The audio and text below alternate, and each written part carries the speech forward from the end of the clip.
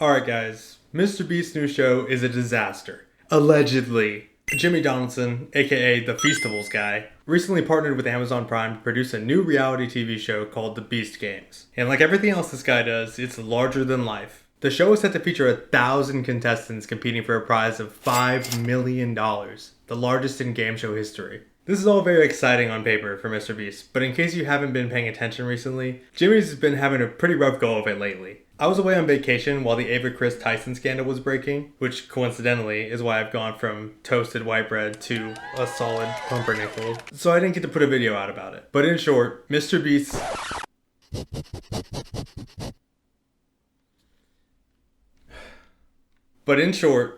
is currently under fire because one of his co-hosts, Ava Chris Tyson, has been accused of, and stop me if you've heard this one before, sending sexually explicit messages to a minor and also even meeting up with them. The last thing the owner and operator of Beast Burger needs is more drama. But it looks like that's exactly what he's getting as more troubling news begins to emerge. The Beast Games began filming in Las Vegas on July 18th. And some of the contestants stayed for up to 3 nights in Allegiant Stadium, the home of the Las Vegas Raiders. But shortly after filming concluded, the New York Times published an article detailing first-hand accounts from over a dozen people who participated in the contests. And frankly, their stories have painted a picture of neglect and poor planning that has left my jaw on the floor. So let's get into what they had to say. First of all, I think a lot has been made of the contestants being asked to sign a waiver that says they're okay with potentially dying or being seriously injured in this competition, but I'm pretty sure that type of language is standard for anything you have to sign a waiver for. I'm sure petting zoos have the same clause in their waivers because you never know. What is unusual is the fact that several applicants reported that they were asked if they would be willing to be buried alive, launched into outer space, or swim to shore if thrown overboard from a boat. I mean, what the fuck is going on over there, Jimmy? What is your budget that you can afford to send anyone to space, let alone 1,000 contestants? Are you just catapulting hordes of people into the sun?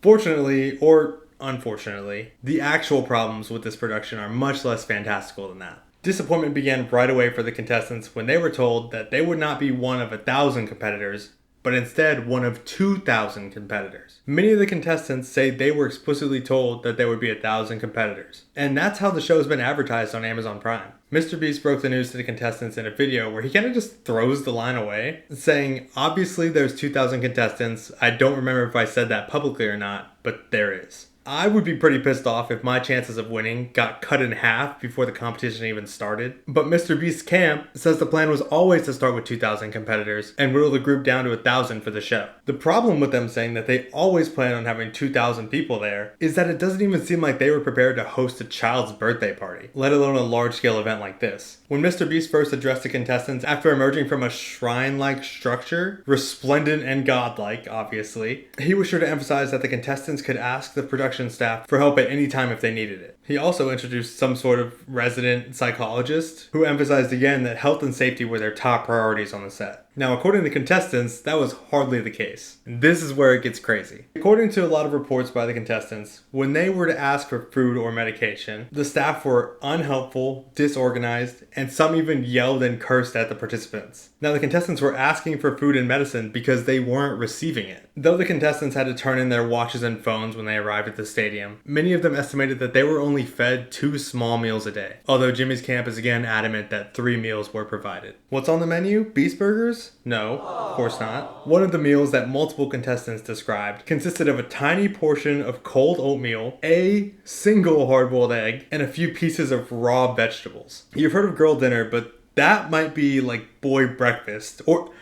beast breakfast. There's another one for you, Jimmy. You can open an IHOP and call it Beast Breakfast. But anyways, people who had made their dietary restrictions known also received food that they were allergic to, and no alternatives were provided. And guys, I shit you not, I was just about to write a joke about how you're only allowed to eat Feastables on this set when I got to the part of the article that says the staff would actually bring around small Feastables chocolate bars to film people eating and loving them. So I need a new joke now because they stole mine. How about this? If you happen to see a speck floating through the wind, that's just me heading home from the Beast Games.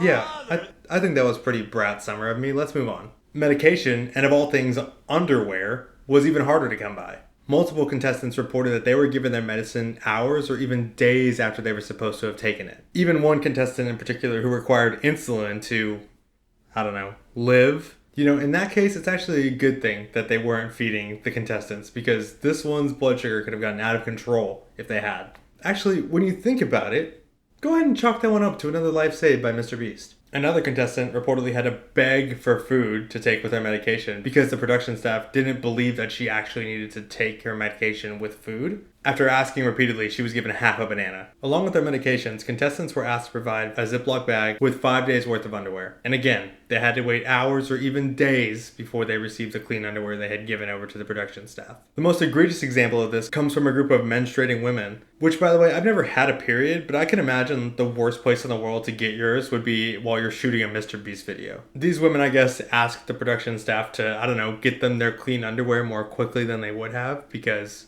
they're bleeding into theirs. And they were told no, because it wasn't a medical emergency. One of the women even recalls a member of the production staff laughing at their predicament. But this blatant lack of organization and preparedness was put on full display during one of the challenges itself. The challenge in question involved 5 teams of 400 pulling ropes in a race to lift 5-ton weights. Simple enough, actually, but for whatever reason, it doesn't seem like the teams were decided upon beforehand. It doesn't explicitly state this in the article, but to me it reads like they just kind of set out 5 boxes of different colored shirts and just told them to have at it. A stampede of people apparently rushed the containers of team shirts in a manner that was not unlike the dangerous crowd surge from Astroworld a couple years ago. One contestant said she was almost horizontal and feared she would be trampled. Not only was it a dangerous situation that the staff failed to control, but a few male competitors refused to hand out team shirts to the female competitors, leading to one team being made up mostly of women. Look, I personally believe that anything a man can do, a woman can do in whatever type of shoes she chooses to wear. But many competitors felt they had no legitimate chance to win given the disparity. And that's not all. One woman who was eliminated in this challenge left the stadium bleeding and bruised, having been handed $1,000 in cash as a consolation prize.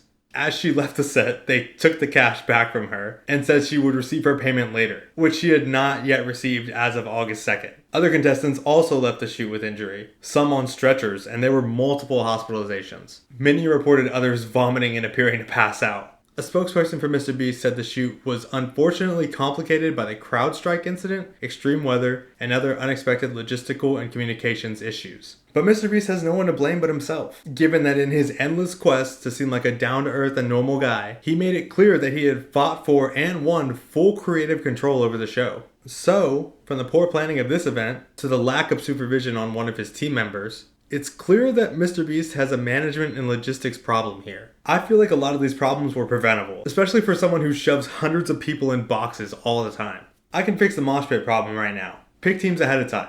That's it. Don't let people pick the teams. I mean, what are you, insane? I hope the shot of people sprinting to the shirts was worth it, or that it was usable at all, because I think it might really bring down the vibe of your show for kids if you put in a shot of people being terrified for their lives. For everything else, I would say that MrBeast just needs to hire more people. I don't know why he tried to do this on a shoestring budget, but here's my spitball ideas of how this might have gone better. Have a dedicated medical team in charge of handing out medications and treating injuries. Maybe separate the living spaces into neighborhoods and have a temporary medical tent in each. Now do the same for food, and you don't really have a problem anymore. In fact, I've spent a lot of time in an NFL stadium, and the concession stands are already perfectly set up for this kind of thing. If money is a problem, I don't know, maybe reduce the prize from $5 million to $4 million and hire the people you need to keep people safe. That being said, the contest will continue in Canada shortly if it hasn't already started filming. And MrBeast's spokesperson says that virtually all that were invited to Toronto for our next production have enthusiastically accepted the invitation. One fan in particular says she has her concerns about the safety of these events, but that she'll continue to attend. And that's the last thing I want to touch on before I go. I'm sure that some people will hear all this and say, why didn't they just leave? A fair question,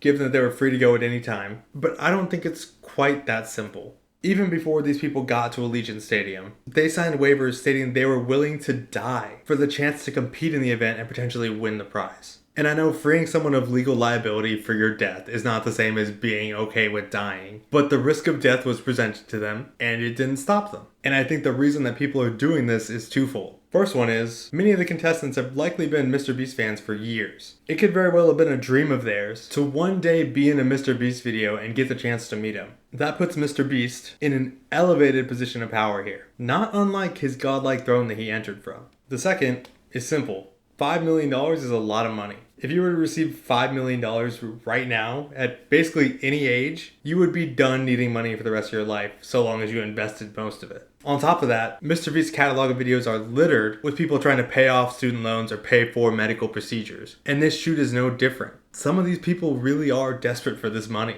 And once again, MrBeast has created an incentive that is impossible for anyone to walk away from. And if you have a cynical view of MrBeast's videos, you might argue that his content is entirely based on the discomfort of people who are desperate for money. I feel like at a certain point, it doesn't really make sense to differentiate between poor conditions caused by logistical failure and those caused intentionally for content. Because if you're a MrBeast defender or a fan who is present at this event, all the dirty underwear might just be another part of the challenge. And if MrBeast gives you the creeps, like he does a little bit for me, you probably find all of it in bad taste, contests included. So I don't believe it should be on each individual person to walk out if they feel like they're being mistreated. MrBeast has given them 5 million reasons to not do that.